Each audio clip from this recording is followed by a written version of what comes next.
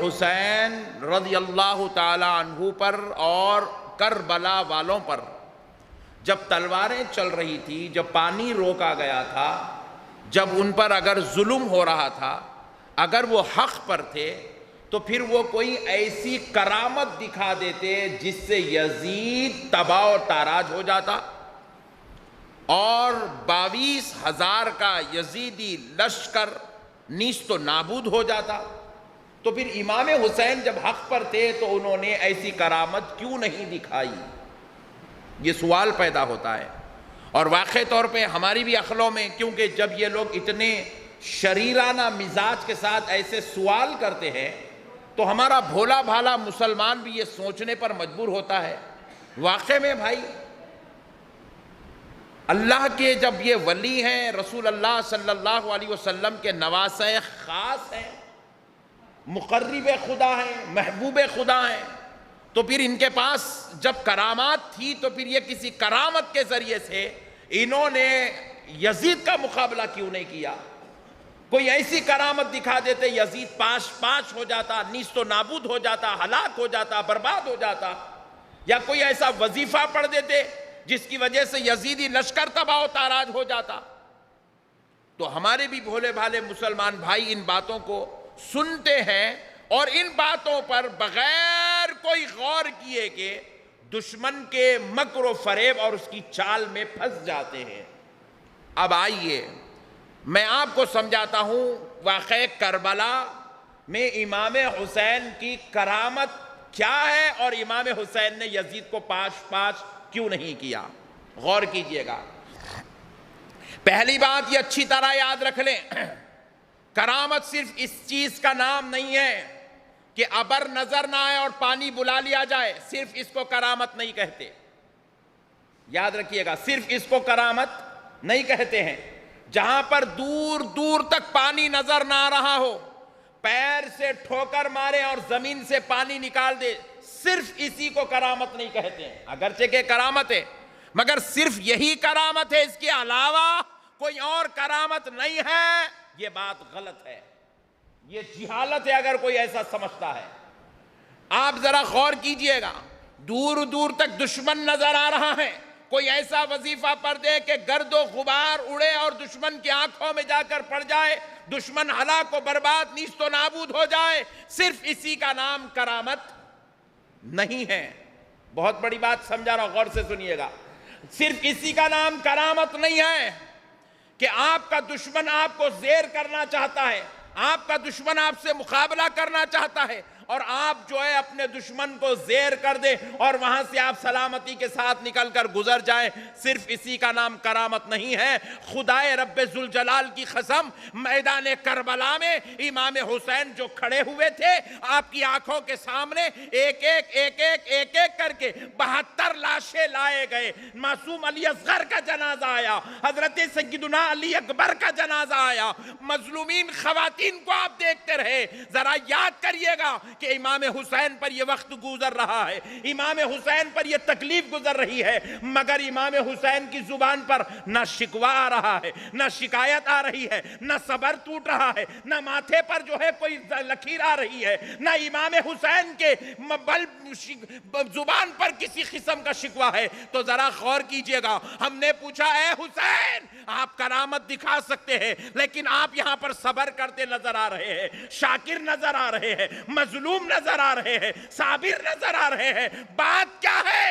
امام حسین نے جواب دیا، دشمن کو زیر کرنا صرف یہی کرامت نہیں ہے، خدا کی رضا کے لیے سب کچھ برداشت کرنا یہ بھی سب سے بڑی کرامت ہے، یہ بھی سب سے بڑی کرامت ہے۔ وہ جب کرامت ہوتی ہے تو اس میں بھی مقصد رضا الہی ہوتا ہے، اور یہاں حسین صبر کر رہا ہے، علی اصغر کے لاشے پر صبر ہو رہا ہے، یہ کرامت حسین ہے، علی اکبر کے لاشے پر صبر ہو رہا ہے، یہ کرامت حسین ہے۔ زین العابدین کو تکلیف میں، بیماری میں دیکھ کر حسین خاموش بیٹھے ہیں، یہ بھی کرامت ہے۔ بھائی عباس علمبردار کے بازو کٹ گئے، حسین نے اف تک نہیں کیا، کہا مولا تیرا حسین تیری رضا کے لیے خاموش بیٹھا ہوا ہے، صبر کر رہا ہے، کیونکہ مولا آج حسین کوئی اور کرامت نہیں دکھائے گا، آج وہ کرامت دکھائے گا۔ حسین صبر کرتا جائے گا، اسلام زندہ ہوتا چلا جائے گا۔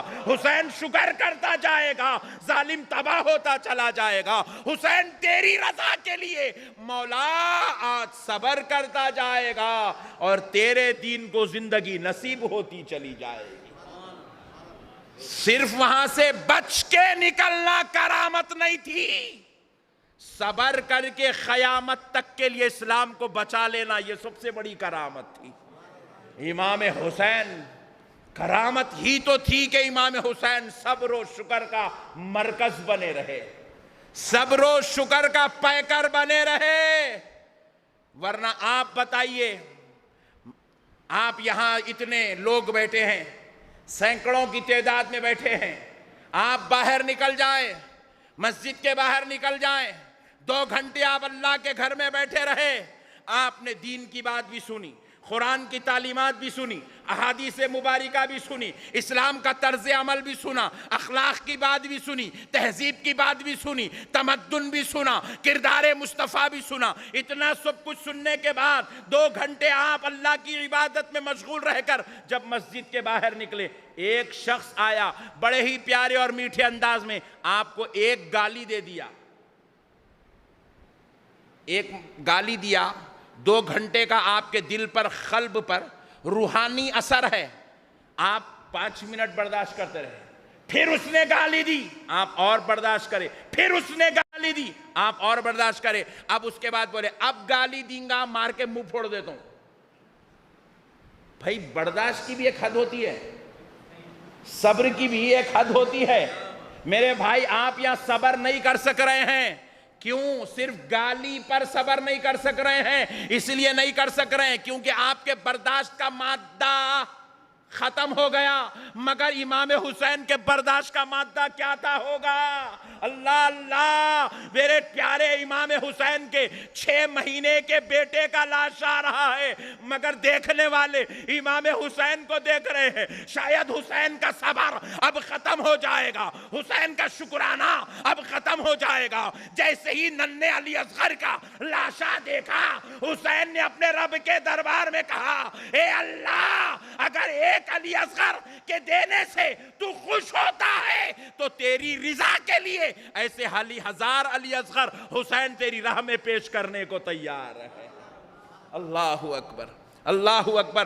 آپ اندازہ کیجئے کیا محبت تھی، کیا صبر تھا، یہ اللہ سے تعلق تھا، تعلق تھا۔ میرے بھائی دین تو ہم کو بھی معلوم ہے، صبر کرنے کی فضیلت ہم کو بھی معلوم ہے، مگر اس کے باوجود بھی ہم لڑکھڑا جاتے ہیں، اس کے باوجود بھی ہم بکھر جاتے ہیں، اس کے باوجود بھی ہمارے احساس برداشت ختم ہو جاتا ہے، لیکن وہ حسین ہے، حسین۔ اللہ اللہ، صبر لڑکھڑا نہیں رہا ہے، اس سے بڑی کرامت اور کیا چاہیے؟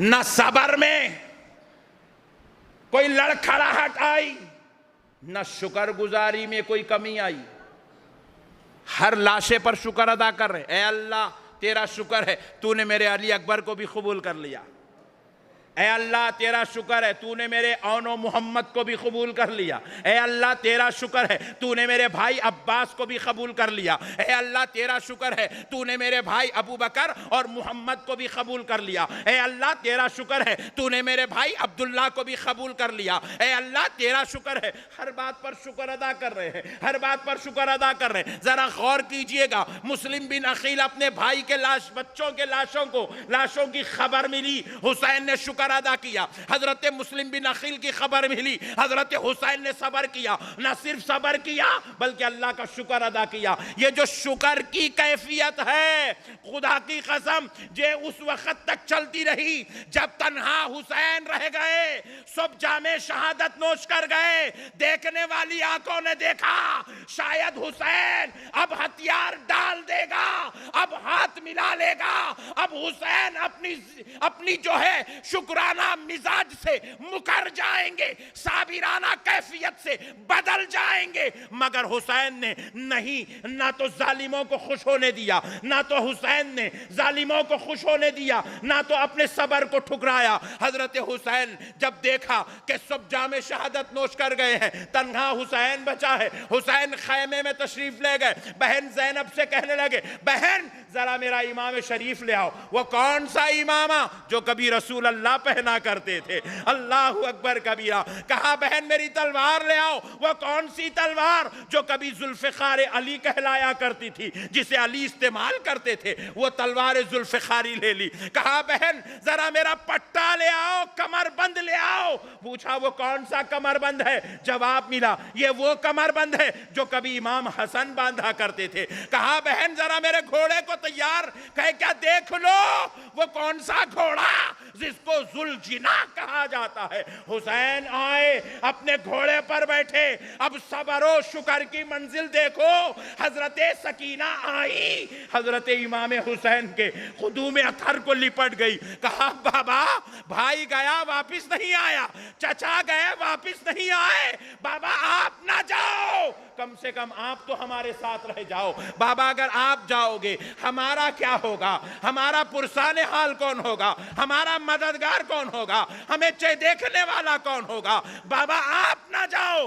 امام حسین نے کہا بیٹی سکینہ آپ صبر کرو۔ اللہ اکبر۔ حسین بتا رہا ہے یہ حسین کی کرامت ہے، حسین خود صبر نہیں کر رہا ہے بلکہ اپنے ساتھ اپنی بیٹی کو بھی صبر کی تعلیم دے رہے ہیں، اپنی لخت جگر کو صبر کی تعلیم دے رہے ہیں۔ امام حسین نے کہا بیٹی صبر کرو۔ اپنی بہن زینب کو آواز دیا، بہن زینب سکینہ کو ہٹاؤ، سکینہ کو اپنے گود میں لو، سکینہ کو دور کرو۔ اللہ اکبر کبیرہ۔ حضرت سکینہ جب آخری بار امام حسین کے سینے اقدس سے لگی، امام حسین نے اپنی لخت جگر نور نظر اپنے اس جگر کے ٹکڑے کو جب ماتھا چوما، کہا اے اللہ تیرا شکر ہے کہ تو نے اپنی راہ میں اپنے دین کے لیے، حق کے لیے تو نے حسین کو بھی جہاد کا موقع عنایت فرمایا ہے، حسین کو بھی تو نے میدان میں آنے کا شرف نصیب فرمایا۔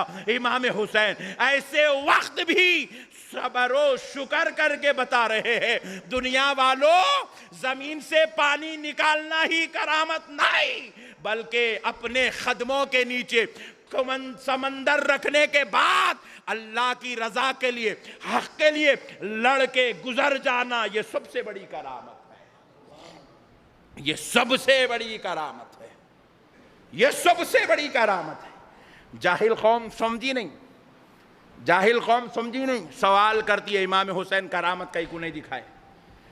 ارے نادان، امام حسین تو نام ہی کرامت کا ہے۔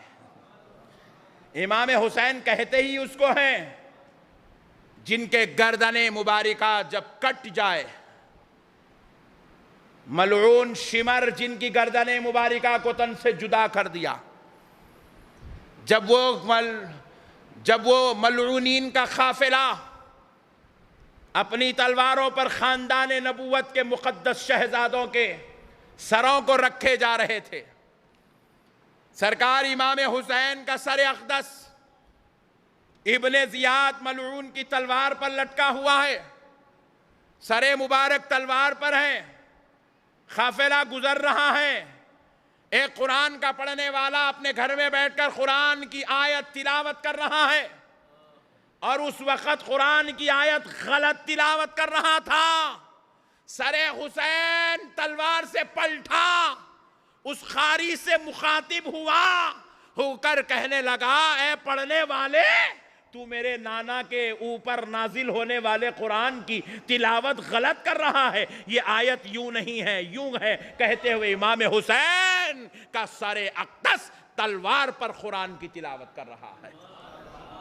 امام حسین کہتے ہیں کرامت جب میں بغیر جسم کے صرف سر کے ساتھ دکھا سکتا ہوں، جب پورے جسم کے ساتھ سلامت تھا تو کرامت دکھانا میرے لیے کیا تعجب کی بات ہے۔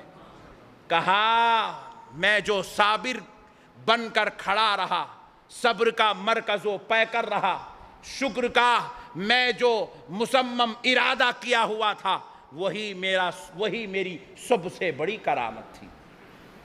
اصل کرامت تو یہ ہے میرے بھائی. جاہلوں کو معلوم نہیں کرامت کرامت، ہولے لوگوں کو ہولا بناتے، بھولے بھالے لوگوں کے ساتھ شرارتیں کرتے، لوگوں کی عقیدوں کے ساتھ بگاڑ پیدا کرتے، دین کے ساتھ خلط ملط کر کے لوگوں کے عقیدوں کو برباد کرنے کی کوشش کرتے.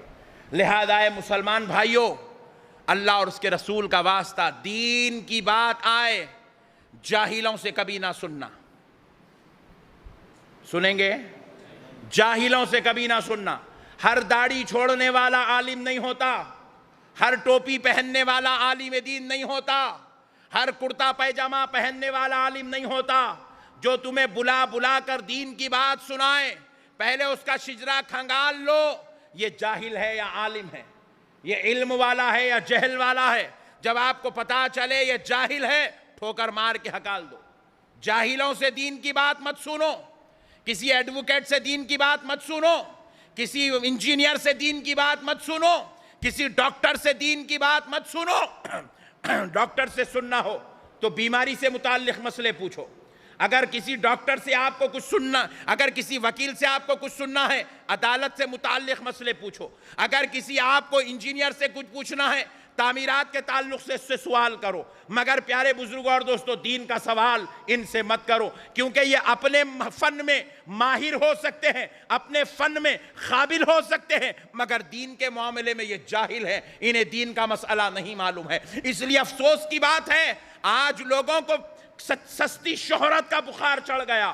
سستی شہرت کے لیے ہر ایڈوکیٹ ویڈیوز بنانے لگا ہے، گفتگو دین کی کر رہا ہے. ہر ڈاکٹر ویڈیو بنانے لگا ہے، گفتگو دین کی کر رہا ہے. ہر انجینئر ویڈیو بنانے لگا ہے، گفتگو دین کی کر رہا ہے. جبکہ وہ نالائق دین سے کروڑوں کروڑوں کروڑوں میل دور تک بھی واقف نہیں ہے، وہ مسائل سے واقف نہیں، قرآن و حدیث سے واقف نہیں. اسی لیے یہ اہل بیت پر یلغار کرتے ہیں، یہ دشمنان اہل بیت میں سے ہے، یہ نبی کی عظمتوں پر انگلیاں اٹھاتے ہیں، اولیاء اللہ پر یہ جو ہے انگشت نمائی کرتے ہیں. خدا را میرے بھائیوں، ان کے شر سے بچو، ان کے فتنوں سے بچو، ان کی شرارت سے بچو، ان کی ضلالت سے بچو. اور دین کی بات سننا ہے، علماء حق سے دین کی بات سنو، علماء حق سے دین کی بات سنو تو دین نصیب ہوگا. اسی لیے میرے پیارے بزرگوں اور دوستو، قربان جائیں، ایک بار درود پاک پڑھ لیں.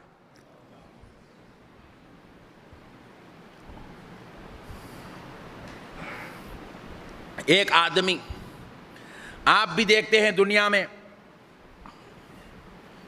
مرڈر ہوتے رہتے ہیں، اور ہمارا بورا بنڈا تو مشہور ہے، نہیں ہونے کے مرڈراں یہیں چھوتے.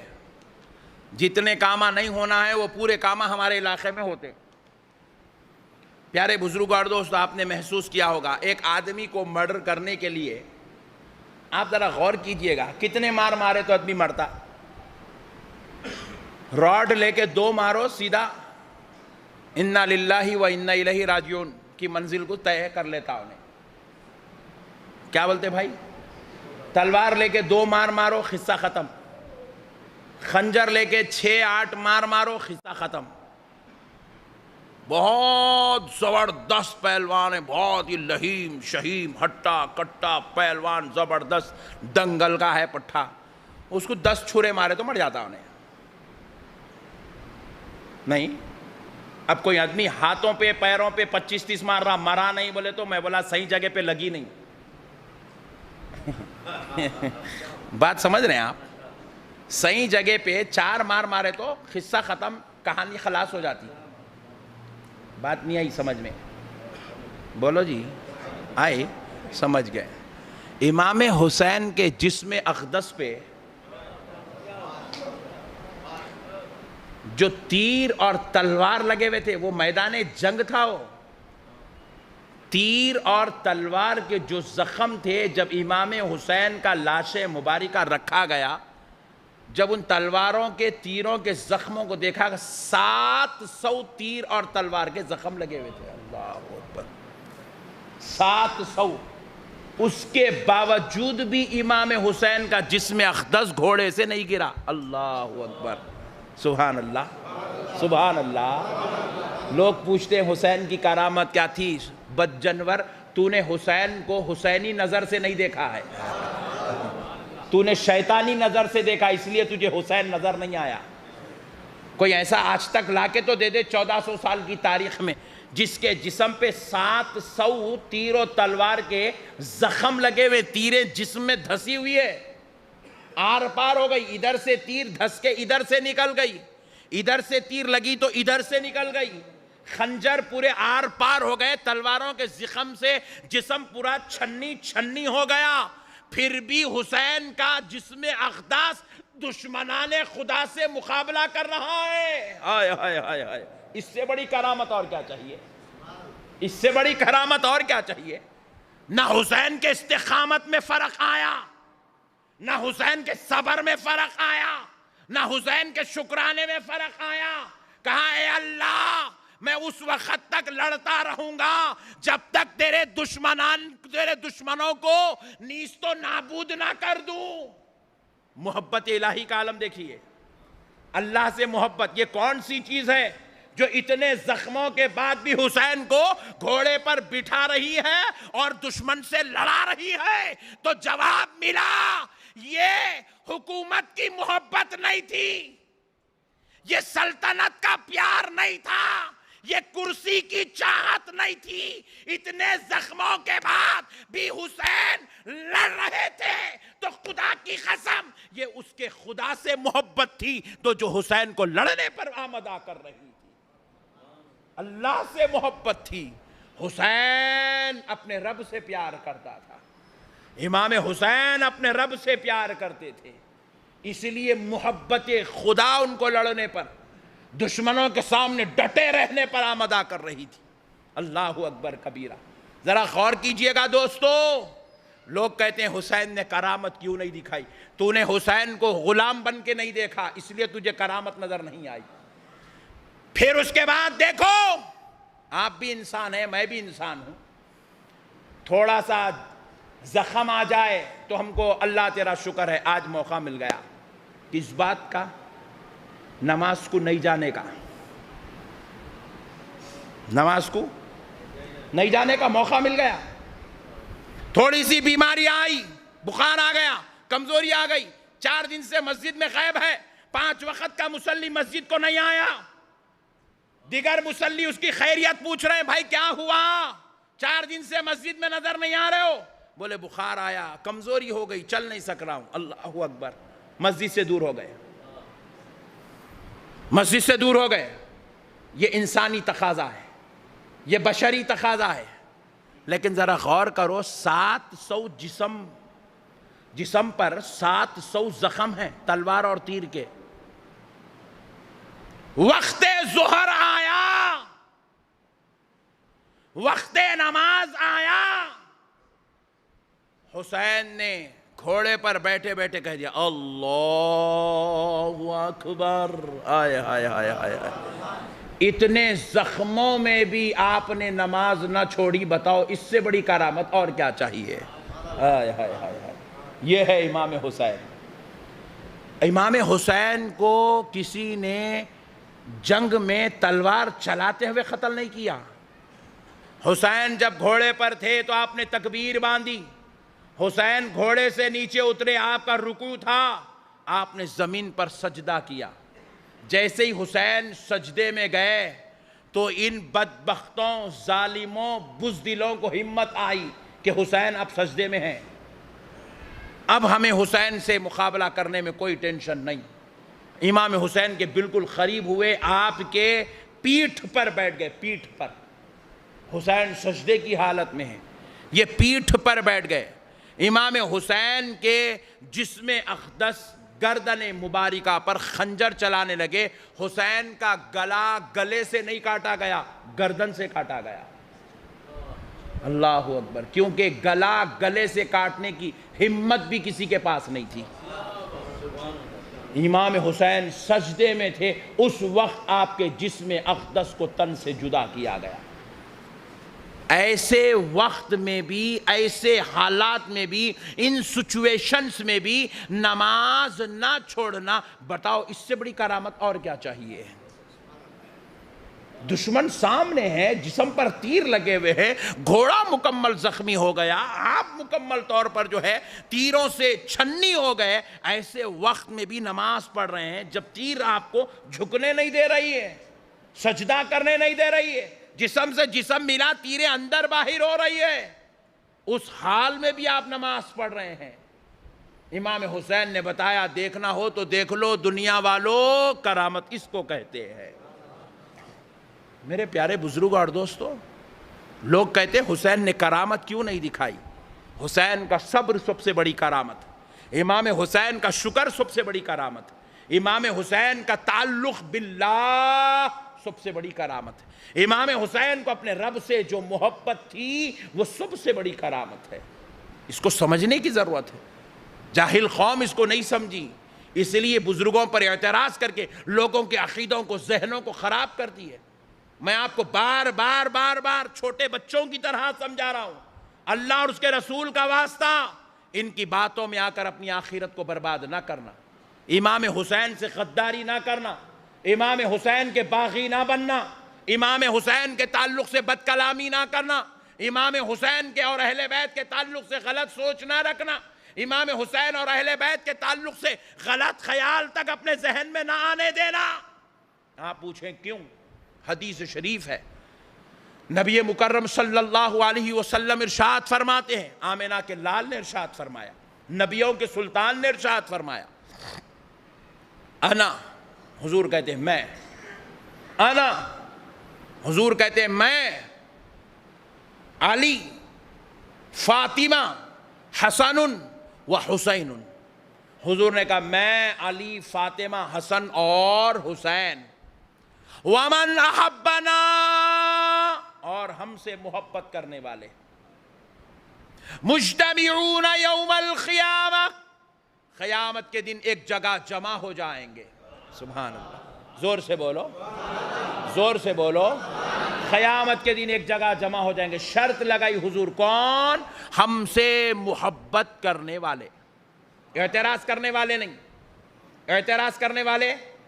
خانقاہ جنیدیہ کی طرف سے اس محرم شریف میں 10 محرم الحرام شریف کو 1000 لیٹر دودھ کا شربت پلایا گیا، 1000 لیٹر دودھ کا شربت۔ آپ پوچھیں حضرت کیا یہ پلانا فرض ہے، واجب ہے، سنت ہے؟ ہم نے کہا کچھ بھی نہیں ہے، نہ فرض ہے، نہ واجب ہے، نہ سنت ہے۔ ہم نہیں پلاتے تو اللہ ہم سے سوال کرنے والا نہیں تھا کہ تو نے کیوں نہیں پلایا، مگر پھر بھی ہم نے سب معلوم رکھ کے پلایا۔ آپ پوچھے مولانا پھر کیوں پلائے؟ خدا کی قسم اس لیے پلائے کیونکہ ہمیں حسین سے محبت ہے۔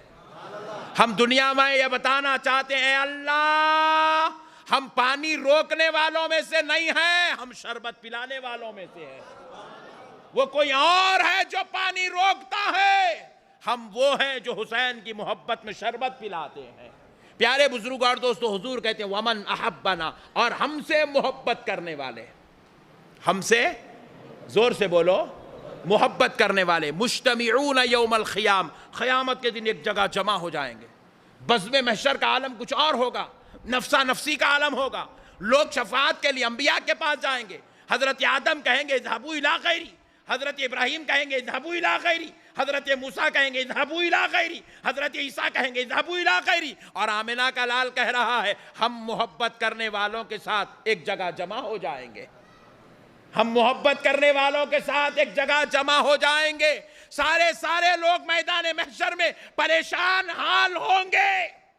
اللہ اکبر، نفسا نفسی کا عالم ہوگا، کوئی پسینے کے اندر، کوئی پسینے کے سمندر میں ٹخنوں تک ڈوبا ہوگا، کوئی گھٹنوں تک ڈوبا ہوگا، کوئی کمر تک ڈوبا ہوگا، کوئی گردن تک ڈوبا ہوگا۔ یہ سب اپنے اپنے عذاب و عتاب میں، اپنے اپنے مصائب و آلام میں پریشان حال ہوں گے۔ حضور کہتے ہیں وَمَنْ أَحَبَّنَا مُجْتَمِعُونَ يَوْمَ الْقِيَامَةِ، ہم سے محبت کرنے والے اور ہم ایک جگہ جمع ہو جائیں گے۔ وہ کوئی اور ہوگا جو پریشان ہوگا، لیکن حسین سے محبت کرنے والا، حسن سے محبت کرنے والا، مولا علی و سیدہ فاطمہ سے محبت کرنے والا، رسول اللہ سے محبت کرنے والا، رسول اللہ اور اہل بیت کے ساتھ ہوگا۔ اور جب ہوگا تو کیا کرے گا؟ سب پریشان ہوں گے. حضور کہہ رہے ہم سے محبت کرنے والے ناکلو و نشربو، ہم ان کو لیں گے اور ایک مقام پر کھڑے ہو کر کچھ کھانا کھا رہے ہوں گے، کچھ شربت پی رہے ہوں گے. اللہ اکبر، اللہ اکبر. ناکلو و نشربو، حضور کہتے ہم کھانا کھا رہے ہوں گے، ہم شربت پی رہے ہوں گے. اللہ اکبر، اللہ اکبر. اسی لیے ہم نے بھی سوچ لیا نبی محشر میں بھی ہم کو کھلائے پلائے بغیر چھوڑنے والے، زور سے بولے، تو ہم بھی دنیا میں نبی کے نام پر 12ویں میں کھانا کھلائیں گے، حسین کے نام پر محرم میں شربت پلائیں گے. ہم نے بھی ڈیسائیڈ کر لیا ہم بھی کھلانے پلانے والے رہیں گے. میرے پیارے بزرگ اور دوستو، اللہ اور اس کے رسول کا واسطہ اہل بیت سے محبت کرو. نبی مکرم صلی اللہ علیہ وسلم نے ارشاد فرمایا الحسین منی وانا من الحسین، حسین مجھ سے ہیں، کہا حضور نے حسین مجھ سے ہے اور میں حسین سے ہوں. میں، زور سے بولیے، میں. آپ اس کی مثال سمجھنا ہو تو دیکھیے، ایک درخت لگاتے ہیں، مثال دے رہا ہوں، آم کا درخت ہے، آم کا درخت لگاتے ہیں اور اس درخت کو جب بڑا کرتے ہیں، بڑا ہوتا ہے درخت، اس کی حفاظت کرتے ہیں، تو پھر اسی درخت سے کیا ہوتا ہے، ایک پھل لگتا ہے، ایک پھل. اب آپ بتائیں، اب تک جھاڑ تھا، درخت تھا، پیڑ تھا، ڈگالی تھی، ٹہنی تھی، پتے تھے، لیکن اب وہاں پر ایک آم نکل آیا، آم، پھل. اب آپ یہ کہہ سکتے ہیں کہ یہ پھل آم الگ ہے اور یہ جھاڑ الگ ہے، کہہ سکتے ہیں؟ بولیے. نہیں کہہ سکتے، کیونکہ یہ جو پھل ہے اسی جھاڑ کا ایک حصہ ہے اور اسی جھاڑ کا ایک ٹکڑا ہے. نبی پاک علیہ السلام نے کہا میں درخت ہوں، حسین میرا پھل ہے. اللہ، الحسین منی، حسین مجھ سے ہے، میں درخت نبوت ہوں. آئے ہائے ہائے. حسین نبوت کی ایک شاخ، ایک پھل، ایک محبت، ایک فیض ہے. حسین نبوت کا فیض ہے. کیا ہے بولیے؟ نبوت کا، حسین نبوت کا فیض ہے. اسی لیے میرے پیارے بزرگ اور دوستو، اللہ نے نبی کو مالک جنت بنایا. اللہ نے نبی کو، زور سے بولیے، مالک جنت بنایا اور نبی کے دونوں نواسوں کو سردار جنت بنایا. نوجوانان جنت کا سردار بنایا اور نبی کی بیٹی کو نوجوان عورتوں کا، جنتی عورتوں کا سردار بنایا. بنا کر دنیا والوں کو بتا دیا یہ مالک جنت ہے، یہ سرداران جنت ہے.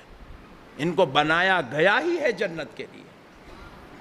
میرے پیارے بزرگ اور دوستو، الغرض ایسی بہت ساری تعلیمات ہمارے بزرگوں کے ذریعے سے، اسلاف کرام کے ذریعے سے، صوفیاء کے ذریعے سے، اولیاء کے ذریعے سے، علماء کے ذریعے سے، محدثین و مفسرین کے ذریعے سے، قرآن و حدیث کی تعلیمات کے ذریعے سے ملتی ہے.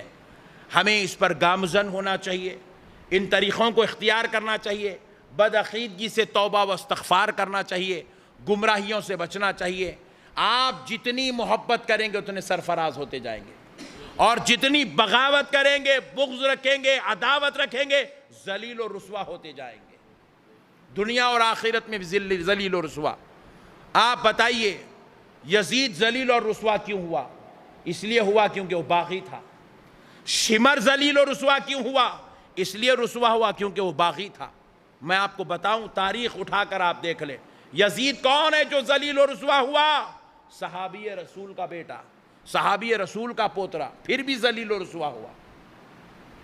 حضرت سعد بن ابی وقاص رضی اللہ تعالیٰ عنہ کون ہے؟ عشرہ مبشرہ میں سے ہے. وہ 10 لوگوں میں سے جن کو حضور نے اپنے دربار میں بٹھا کر جنت کی بشارت دی. ابو بکر تم جنتی ہو، عمر تم جنتی ہو، عثمان تم جنتی ہو، سعد بن ابی وقاص تم جنتی ہو. ویسے جلیل القدر صحابی کا بیٹا میدان کربلا میں امام حسین کا دشمن تھا، جہنم رسید ہوا، ذلیل ہو گیا، رسوا ہو گیا. باغیوں میں غداروں میں سے ہو گیا، محبت کرنے والے سرفراز ہو گئے، بغاوت کرنے والے نیست و نابود ہو گئے، دنیا میں بھی ذلیل آخرت میں بھی ذلیل۔ اسی لیے آپ کو ہم کو محبت کرنے والوں میں سے بننا ہے، باغیوں میں سے نہیں بننا ہے۔ شمر کون تھا؟ شمر جس نے امام حسین کے گردن مبارکہ پر تلوار خنجر چلا، کون تھا شمر؟ شمر تھا حضرت علی رضی اللہ تعالی عنہ کی زوجہ حضرت ام البنین۔ یہ حضرت فاطمہ پردہ فرمانے کے بعد حضرت علی نے نکاح کیا تھا حضرت ام البنین سے۔ حضرت ام البنین کے بھائی کا بیٹا تھا شمر، یعنی کہ حضرت علی کے نسبتی برادر کا بیٹا۔ امام حسین کا اور شمر کا رشتہ کیا ہے؟ دونوں آپس میں رشتہ دار بھائی ہیں۔ شمر ملعون ہو گیا، مردود ہو گیا، ذلیل ہو گیا، رسوا ہو گیا، جہنمی ہو گیا، صرف بے ادبیوں کی وجہ سے، گستاخیوں کی وجہ سے، ضلالت و شرارت کی وجہ سے۔ لیکن ادھر اور ایک بھائی ہے امام حسین کے، کون؟ جن کا نام ہے حضرت عباس علمبردار۔ یہ کون ہیں؟ حضرت ام البنین کے بیٹے ہیں۔ المولا علی اور ام البنین کے بیٹے ہیں، یعنی کہ حضرت امام حسین کی ماں اور حضرت عباس علمبردار کی ماں الگ الگ ہے، لیکن دونوں کے والد مولا علی المرتضی ایک ہیں، دونوں کے والد ایک ہیں۔ اب ذرا غور کیجئے گا، ادھر شمر، یزید اور حضرت سعد بن ابی وقاص رضی اللہ عنہ کا بیٹا ذلیل اور رسوا ہوئے، نیست و نابود ہوئے، ہلاک و برباد ہوئے، شرمسار، ملعون و مردود ہوئے، اور ادھر عباس علمبردار صبح قیامت تک عزتوں کے حقدار ہو گئے۔ کیوں ہوئے؟ کیونکہ وہ امام حسین سے وفا کر گئے، وہ خاندان نبوت کے ساتھ محبت کر گئے، وہ خاندان نبوت کے ساتھ ادب اور احترام کی منزلیں طے کر گئے۔ اللہ نے ان کو سرفراز کر دیا، اللہ نے ان کو سرفراز کر دیا، عزتوں کا تاج پہنا دیا۔ آج عزت کے ساتھ، ادب کے ساتھ ممبر و محراب میں عباس علمبردار کا نام لیا جاتا ہے، مسجدوں میں ان کا نام لکھا جاتا ہے۔ میرے پیارے بھائیوں، اللہ اور اس کے رسول کا واسطہ، کربلا ہمیں یہ پیغام دے رہی ہے کہ وفادار بنو، باغی اور غدار مت بنو، وفادار بنو، محبت کرنے والے بنو، عہد نبھاؤ وفا کا تو کامیاب ہو جاؤ گے۔ نماز پڑھو گے، روزہ رکھو گے، زکوٰۃ دو گے، حج کرو گے، اہل بیت سے غداری کرو گے، ذلیل ہو جاؤ گے، رسوا ہو جاؤ گے، شرمسار ہو جاؤ گے۔ نماز پڑھو گے، روزہ رکھو گے، زکوٰۃ دو گے، حج کرو گے، اہل بیت سے وفا کرو گے، جنت میں امام حسین کے ساتھ رہو گے، جنت میں عباس علمبردار کے ساتھ رہو گے، جنت میں رسول اللہ اور جنتی جوانوں کے سرداروں کے ساتھ رہو گے۔ اسی لیے میرے بھائیوں، نماز، روزہ، زکوٰۃ، حج کے ساتھ آپ کو وفاداری کرنا ہے، آپ کو محبت کرنا ہے، اللہ اور اس کے رسول کو راضی کرنا ہے۔ امید کرتا ہوں کہ آپ ان باتوں پر توجہ فرمائیں گے اور اپنے عقیدوں کو درست کر کے اللہ اور اس کے رسول کو راضی کریں گے۔ اللہ تعالیٰ سے دعا ہے پروردگار پیارے حبیب صلی اللہ علیہ وسلم کا واسطہ، اے اللہ ہم سب کو نیک توفیق اور ہدایت عطا فرما، اے اللہ ہم کو رسوائیوں سے بچا لے۔